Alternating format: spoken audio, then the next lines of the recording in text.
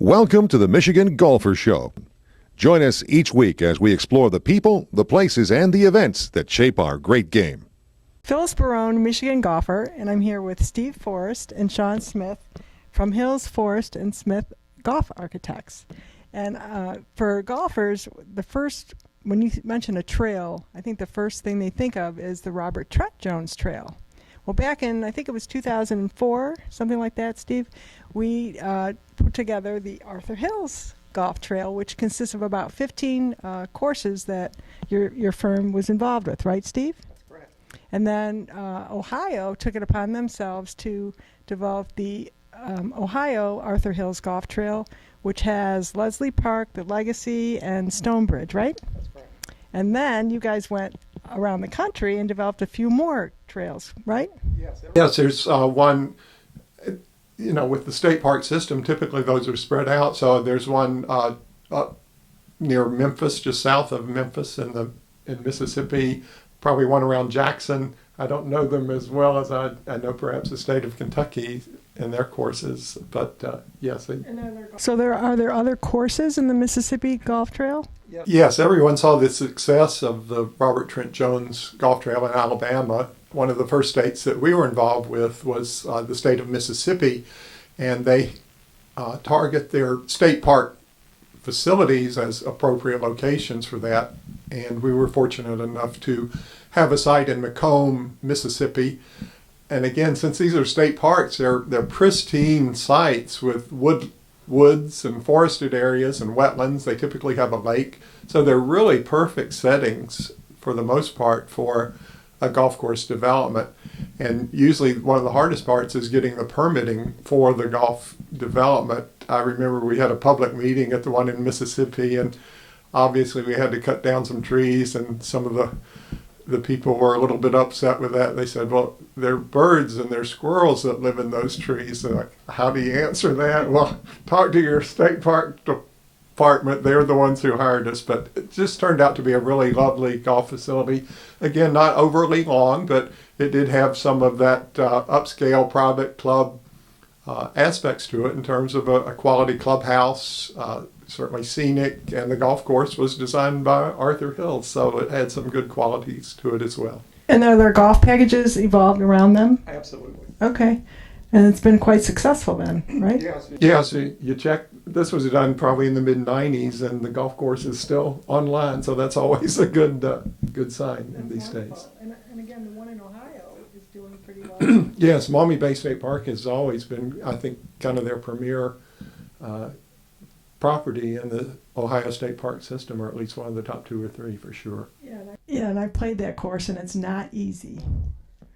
There's a lot of heather over there, if I remember correctly, right? Sean, what's your best score there at Maumee Bay State Park? He's the pro in the game. It was a different lifetime ago, but probably somewhere around 73 or 74. But it is a challenging golf course. It's while it's not right on the lake, it certainly gets the effect of the winds that come off the lake. And as Phyllis indicated, there is a lot of fescue and a handful of bunkers, so it'll jump up and bite you when you're not expecting it to. And it can be a tough golf course to get around at times when it's windy, for sure. And so, Steve, other than Mississippi and the other 2 we mentioned, are there any other trails that you guys are working at? Yeah, I certainly want to talk about the Kentucky State Park system. Again, they had properties all around the state, and initially when they sent out the request for proposals, it was to do all of the courses by one architect, and the Arnold Palmer Design Company actually was successful in getting that award initially.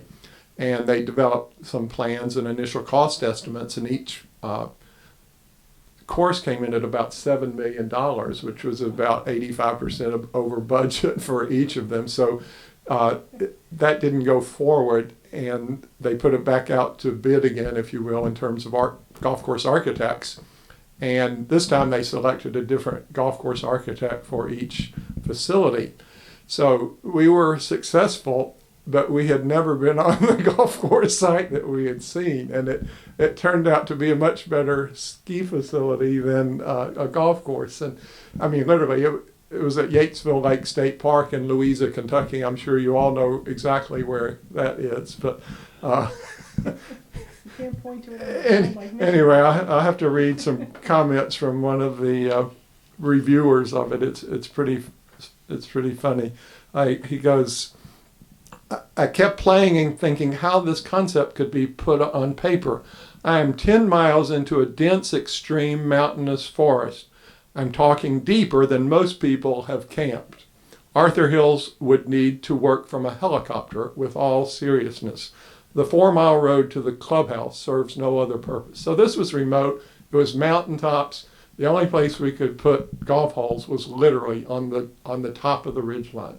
Sean, why don't you share some of your recollections and favorite holes? Yeah, there's no question that Yatesville is probably one of the most difficult sites we've ever worked on. You might argue in a couple places that you might argue that the hole shouldn't be there because we were forced to try to find a way to route 18 holes on top these ridges and in a few places drop down into the valleys. But what it does leave you with is a remarkably memorable golf course because of the elevation change, because of the scenic, remote nature of the site. It's just one of those places that's very remarkable and very memorable. From the review of this is an amateur golfer. He goes, the fact that number 13 is not in the top 18 most picturesque holes in America only means that someone needs to do their job.